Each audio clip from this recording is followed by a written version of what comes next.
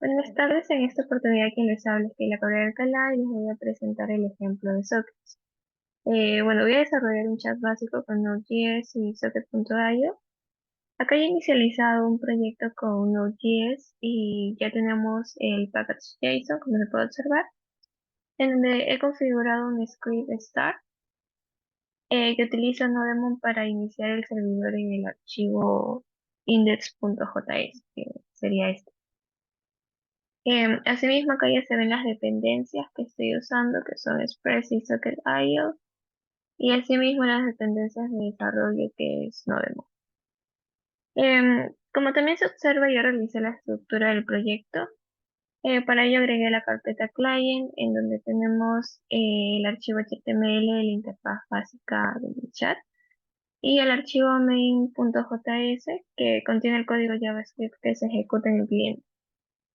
También tengo la carpeta server, en donde tengo el archivo index.js, que es el punto de entrada eh, del servidor Node.js. Ahora, vamos a comenzar con este archivo que se encuentra en la carpeta server. Y como se puede observar acá, primero vamos a estar primero vamos a importar lo que sería la biblioteca Express con require Express. Luego vamos a crear una instancia de la aplicación Express y esto se va a almacenar, en app.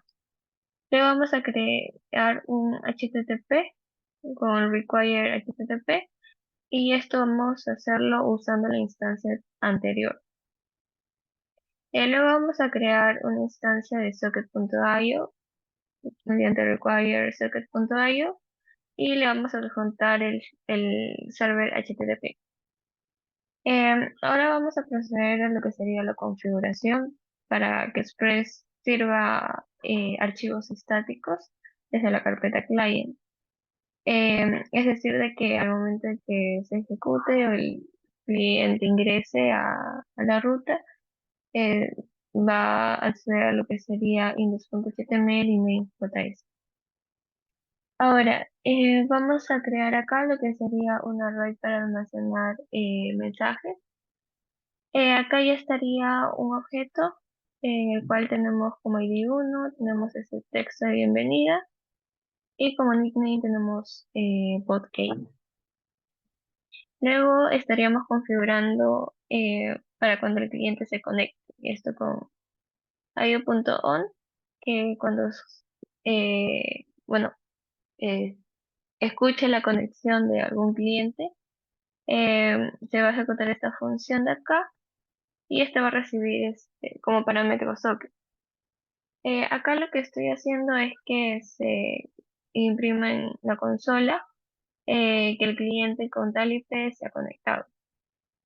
Luego lo que se estaría haciendo acá es emitiendo este evento al cliente, el evento messages, y se estaría enviando el array messages. Luego pasaremos a la configuración para cuando el cliente envíe el mensaje. Esto se hace escuchando add message, que esto se encuentra en el index, en esta parte de acá. Y cuando se escuche esto, se va a ejecutar lo que sería la función de callback que va a estar recibiendo como parámetro data. Y luego esta data se va a almacenar en lo que sería el array message.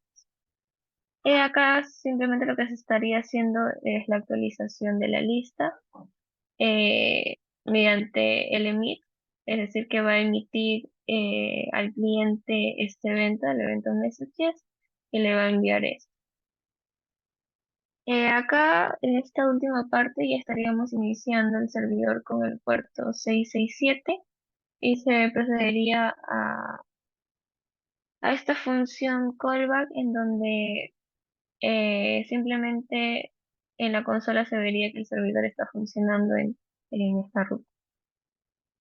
Ahora pasamos a lo que sería client. Bueno, como ya mencioné anteriormente, esto solamente es el HTML donde está eh, la estructura, la interfaz.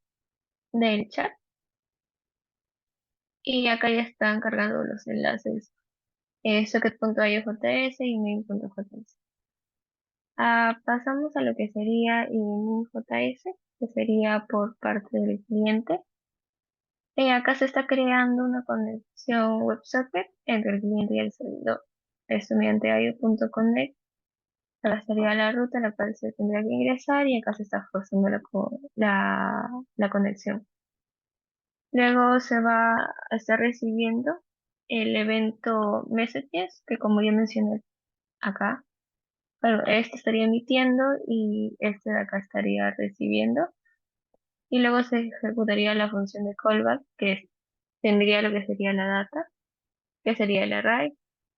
Se estaría imprimiendo en la consola la data y se estaría pasando a la función render y a la cual se le está mandando la data. Acá estaría esta función, acá la hemos creado para renderizar la lista de mensajes recibidos. Como yo mencioné, tiene como parámetro data y acá se está creando un HTML. Acá se utiliza data.mat para poder recorrer el arreglo, que son los datos del parámetro que se recibe. Luego tenemos la función de callback que tendría como parámetros message y index, que es el mensaje y el índice. Y va a retornar esta parte de, de- de HTML en donde se va a poder observar el mensaje con el nickname y el texto. Acá lo que estoy haciendo es obteniendo el elemento con el ID messages, que es este de acá,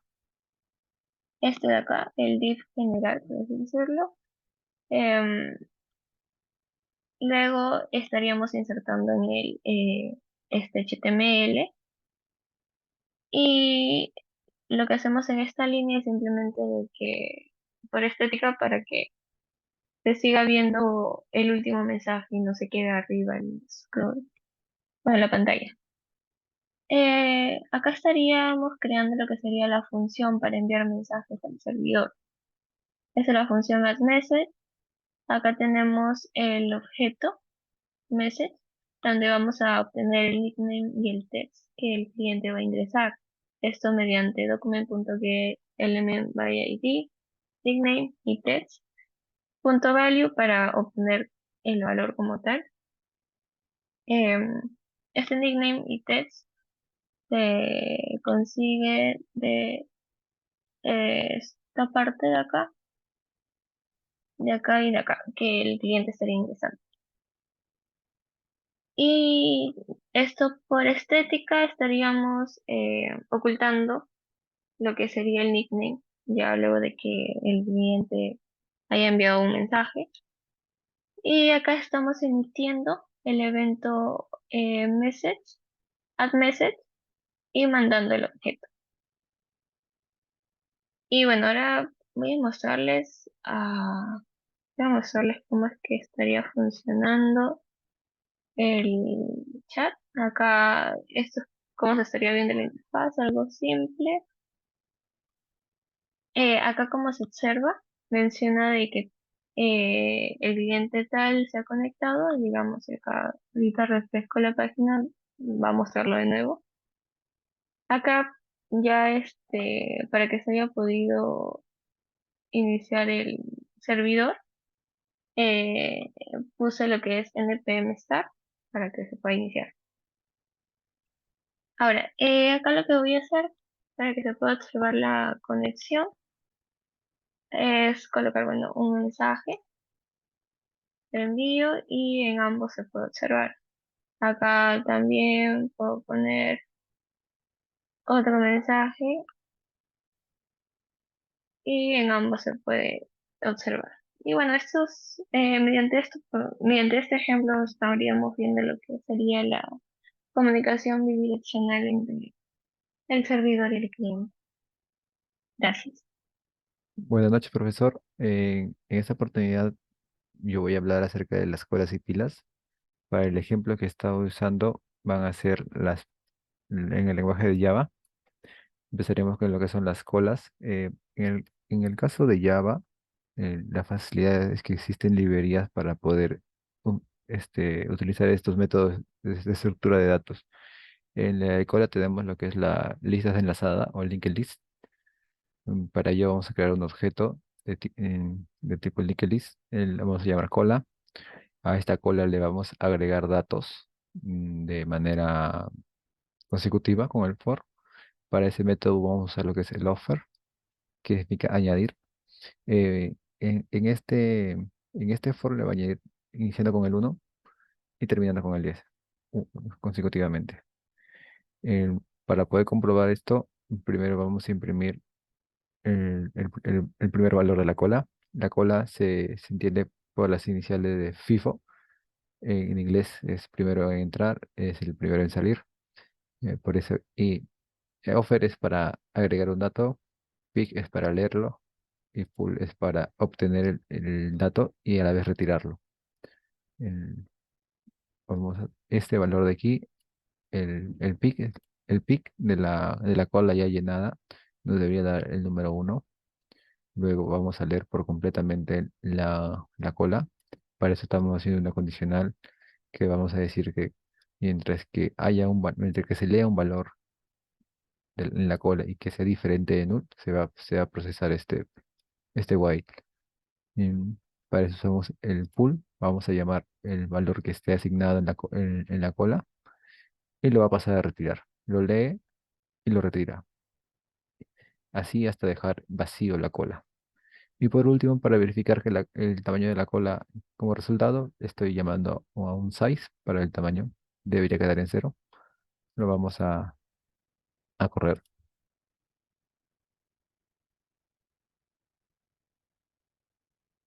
Ujú. Estoy llevando la pila, perdón. Ah, Aquí cometí un error, disculpe. Este.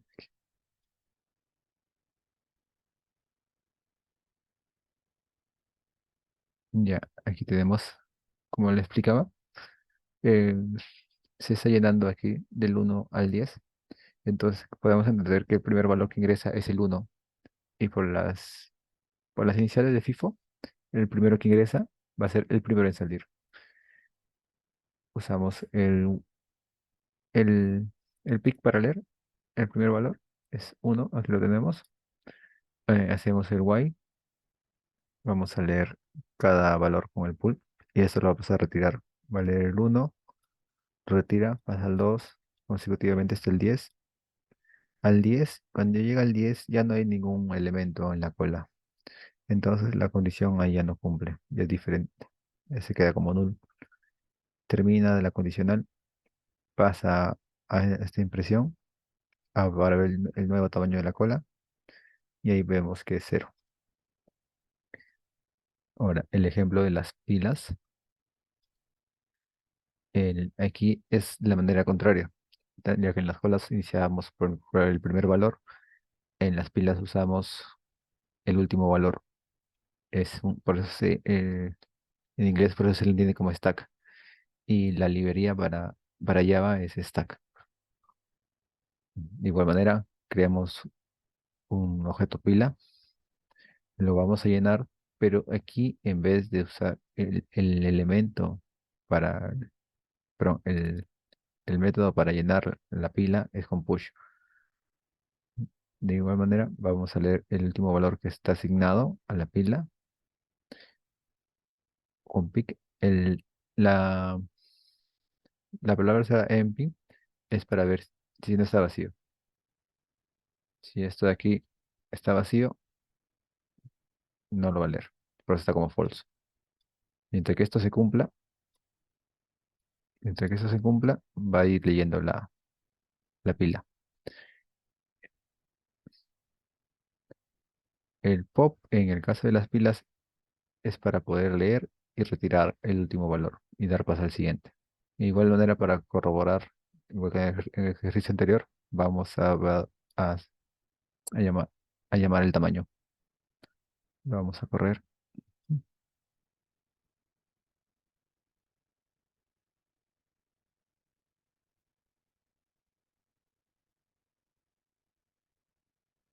Ya, aquí en el caso es inicia con el 1, consecutivamente ve subiendo a 2, 3 hasta llegar al número 10 como último, ya que en el 11 no cuenta. Entonces tenemos como el último valor que se ha ingresado ha sido el 10. Y aquí en las pilas se entiende como filo. Primero en entrar, último en salir. Le llamamos con el pic cuál es el último valor que hay en la pila y es el 10, el último que se ha llamado. Ahora, aquí vamos a ir llamando con el pop. Vamos a ir llamar, el pop es como el desapilar. Vamos a ir llamando con a la pila. No va a tomar 10, 9, 8 consecutivamente hasta llegar al cero. Pero hasta llegar al 1 y ahí estaría ya como null. Llamamos al tamaño de la pila para corroborar y nos da que cero. Y termina el proceso. En el caso de las pilas, comparado a las colas, su utilidad más que nada se usa más en recursividad para poder implementar código dentro de tu código, la recursividad. Bueno, eso sería todo, profesor. Muchas gracias. Buenos días, mi nombre es Piero Tabra y a continuación voy a presentar RPC. RPC es un mecanismo que permite dos procesos en diferentes máquinas comunicarse entre sí para realizar alguna acción. Vamos a ejemplificarlo con este programa. Tenemos primero un CRUD que nos permite manejar ítems. Estos ítems tienen un título y un body, los dos son string. Podemos conseguir la base de datos, conseguir por el nombre y podemos agregar ítem, editar ítem y eliminar ítems. Ahora en el main, creamos un API. Este API son las funciones que se pueden llamar desde otra computadora. Acá se crea el servidor RPC y decimos que si hay un error, pues que salga, no salga en el log. Con RPC handle HTTP le decimos que escuche las solicitudes de HTTP. Y con listener le pasamos un error por si acaso. Le decimos que cree el listener de HTTP con TCP en el puerto 4040. Nos manda el mensaje que se ha instanciado al servidor y luego con HTTP serve le iniciamos ya para poder manejarlo. Ese fue por el lado del servidor. Ahora en el lado del cliente también instanciamos el mismo ítem para poder ver los datos y nos vamos al main. Todo esto se hizo en el lenguaje de programación Go. Primero instanciamos una variable llamada reply, que es un ítem que nos va a devolver el servidor. Instanciamos la base de datos que nos va a servir para cuando hagamos el get database al servidor. Bueno, acá en el cliente con RPC dial HTTP lo usamos para crear la conexión con el servidor RPC. Nos dice que va a usar este protocolo para escuchar las solicitudes de HTTP en el puerto 4040. Ponemos, si sale un error, pues que nos diga cuál es. Y acá vamos a llenar la base de datos. Como primer ítem tenemos primer ítem, segundo ítem, tercer ítem. Y acá estamos llamando con el client call. Primero mandamos el nombre de la función que tenemos en el servidor. Agregar ítem, agregar ítem. Y le damos los atributos. El reply es lo que nos van a mandar desde el servidor. Igual hacemos para crear ítem con el ítem B y en el ítem C. Y luego mandamos otra solicitud para que nos dé toda la base de datos. Lo guardamos en la base de datos. Ese es el segundo ítem que este es el segundo proceso. Estamos usando el client call para que nos dé el edit item, la otra función. Le decimos que edite el segundo ítem. Luego ponemos el delete item para ver si funciona de verdad nuestro servidor. Que borre el tercer ítem. Y luego le pedimos que nos mande la base de datos de nuevo. Y luego buscamos con el getByName, que es otra función de aquí, del servidor. Y que nos lo mande. Primero vamos a instanciar el servidor.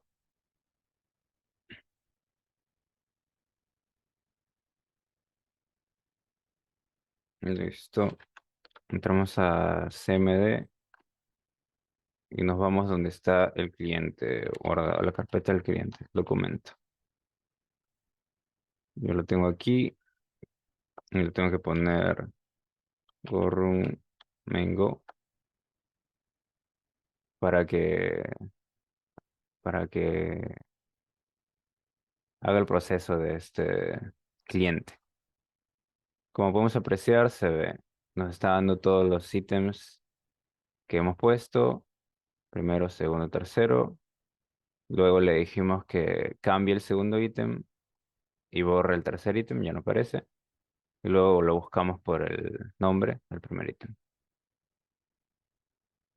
Bueno, el RCP sirve para comunicar servicios de un negocio, ya que muy seguido se necesita intercambiar datos o realizar tareas entre varios programas.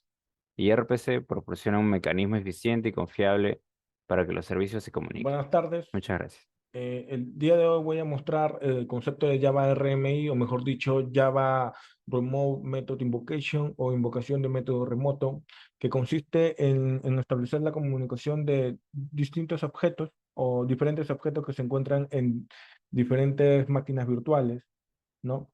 Que permitan ser viajados a través de la red y poder simplificar de manera distribuida el uso de los recursos, ¿no?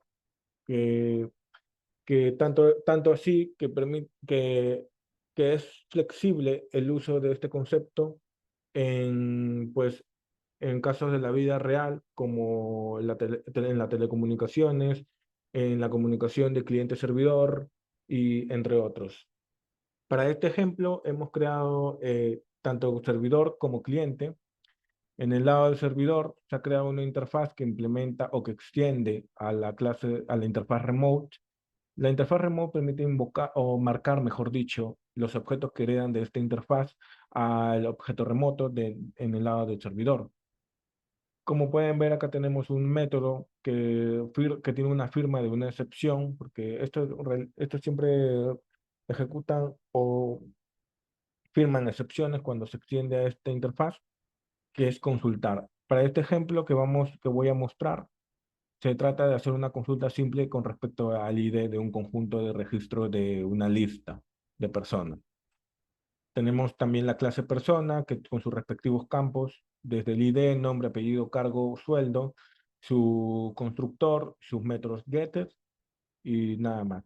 También tenemos la clase implementadora que implementa esta interfaz servidor que ya está marcada como un objeto remoto y que también extiende a la clase Unicast Remote Object. Esta clase va a permitir la exportación ya serializada, empaquetada y enrutada a través de la red del método que se ha solicitado.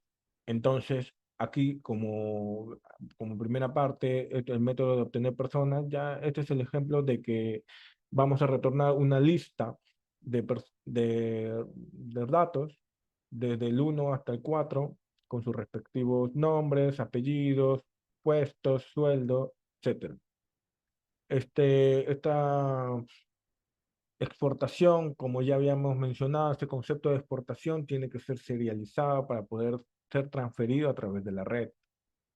Es por eso que tiene una ID de serialización, ¿no? De versión. También la sobrecarga del método a la clase implementadora o la interfaz que queremos consultar con respecto a esta lista de ejemplos que vamos a retornar si el ID al que yo quiero consultar pertenezca dentro de esta lista, entonces me va a retornar ¿qué cosa? Nombre y apellido, nada más. Una vez ya teniendo esto, vamos a registrar el objeto remoto a nuestro servidor con un identificador único que sigue esta sintaxis única, RMI, dos puntos, /localhost data, y esto es un identificador que permite asociar el servicio al método del objeto que queremos llamar en nuestro contexto local, ¿no? Entonces, este es un método main simple que una vez que ya levantemos, ya podemos hacer uso de ese objeto o los métodos de ese objeto, mejor dicho. Esto sería con lo que respecta al lado del servidor. Ahora, para poder hacer uso en otras máquinas virtuales, acá lo que tendríamos que hacer es que esta interfaz, nada más que esta interfaz, porque ya cuando hemos registrado, lo hemos registrado con la interfaz de, con la interfaz y lo instanciamos a la clase implementadora. Ojo ahí, porque no es lo mismo que solamente instanciar a la interfaz misma. Es una clase, a la clase implementadora, nada más.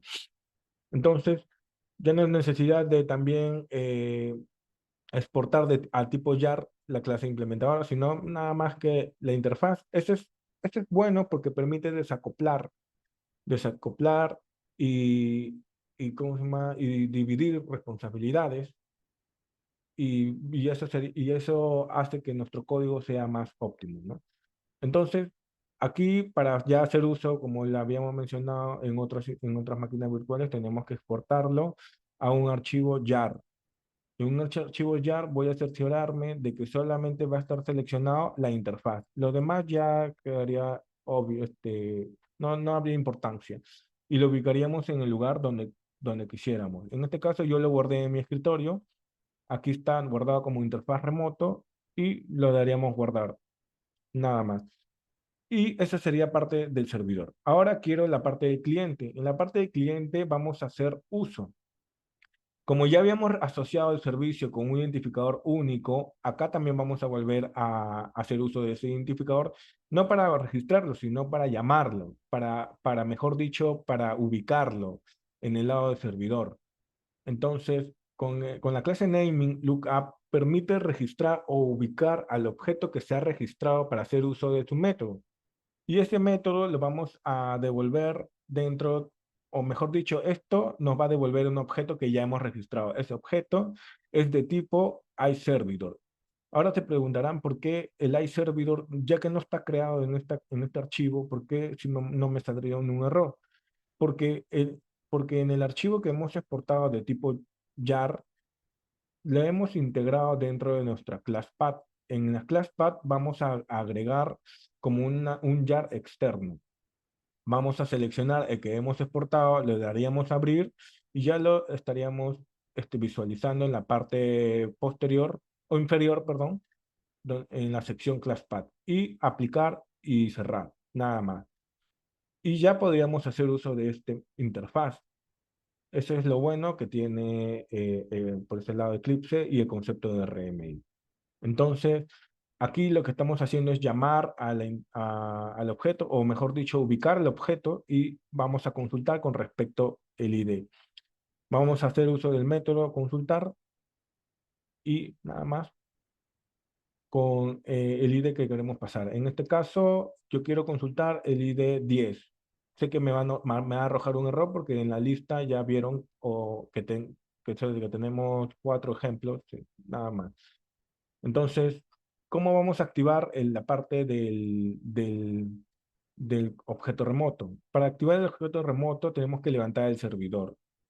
¿Cómo lo levantamos? Tendríamos que ubicarnos en la carpeta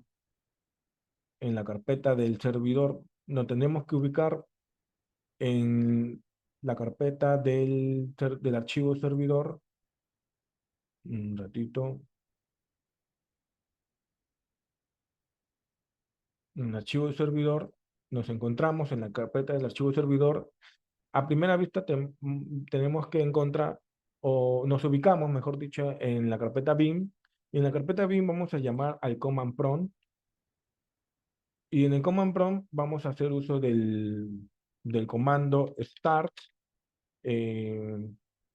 RMI registry para ya registrar lo que hemos establecido en el código de la parte de seguido. Vamos a registrar.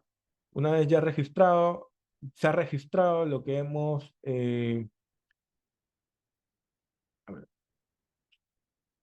una vez establecido este comando, nos va a desplegar esta ventana donde lo cual hemos registrado la interfaz que ha sido marcada como remoto. En este caso, este de aquí.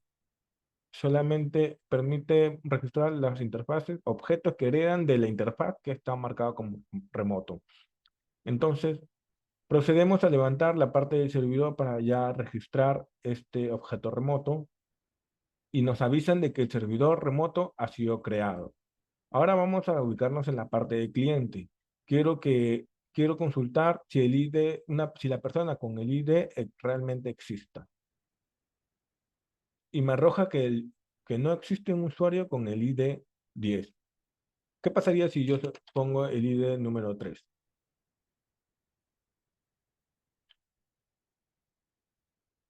Sí, el ID número 3 es la persona Juan Pérez. Vamos a corroborarlo. El ID número 3, Juan Pérez. Sí, eso sería con lo que respecta al concepto de Java RMI. Muchas gracias.